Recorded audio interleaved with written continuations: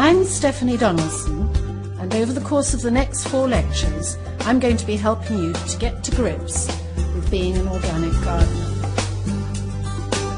Over the 4-week course, I will be presenting a series of lectures that will help you understand both the big issues, in other words, the philosophy behind organic gardening, and the practicalities, in other words, how to do it.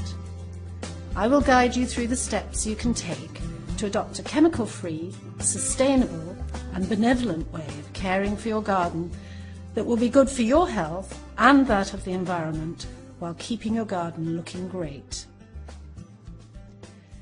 Lecture 1, The Philosophy and Origins of Organic Gardening. This is an introduction to the subject and the people who have turned an age-old way of tending the soil and growing plants into the most environmentally kind and sustainable way of gardening for the 21st century.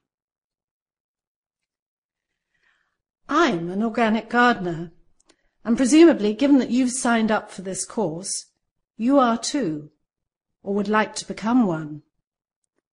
So what is organic gardening?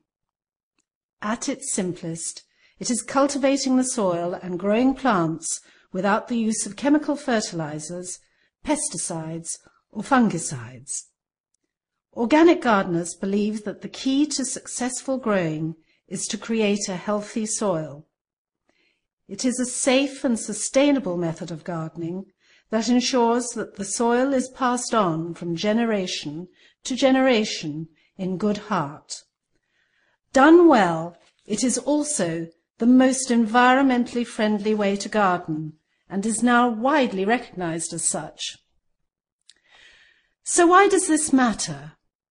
It is easy to dismiss your own small patch of soil as unimportant in the greater scale of things, but this just isn't true. An organic garden is a place where a natural balance can establish itself for the benefit of all its inhabitants. From the beneficial soil bacteria that break down the contents of your compost heap and release fertility, through the myriad of insects, the birds, small animals and amphibians, each has a role to play. Organic gardening is not just about growing your own fruit, flowers and vegetables without recourse to artificial fertilizers or pesticides. It's about promoting biodiversity and helping maintain the chain of innumerable life forms in the process. It is extraordinarily complex and interconnected. For example, did you know that ants are symbiotic with violets, cyclamen and coreodalis? There's a fleshy bit on the seeds which they take down to their nests and feed to their young, before taking the seed away to grow elsewhere.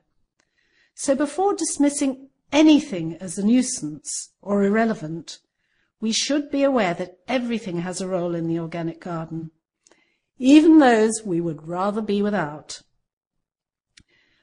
When I began organic gardening, we were widely regarded as eccentrics who wanted to turn back the clocks and return to a bucolic 19th century way of gardening. I don't suppose the fact that many of us, myself included, were hippies living an alternative lifestyle helped. But we had all read Rachel Carson's book Silent Spring, and we were frightened by her description of the damage being caused by the widespread use of pesticides. Although she was writing about American agriculture in the 1960s, it was clear to us that what she revealed had far wider implications. It seems extraordinary now that at the time she wrote her book, the chemical DDT was in everyday use in domestic homes and gardens, as well as in agriculture. It was perceived as so safe that it was advertised with a catchy jingle, DDT, good for you and good for me. In sourcing this image for my lecture, I was horrified to find another one for DDT-impregnated wallpaper for use in children's bedrooms. It seems unimaginable now, but it was back in the days when science thought it had simple solutions to every problem, and the phrase side effects had yet to be coined.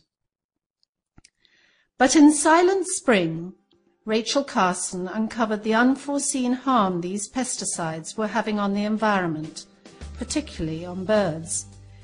DDT was causing thinning of eggshells, and this was causing reproductive problems and death. Evidence of the damaging effect of this and other chemicals was growing, but the manufacturers had much to lose by going public. Rachel Carson accused them of a cover-up, and public officials of uncritical acceptance of industry claims.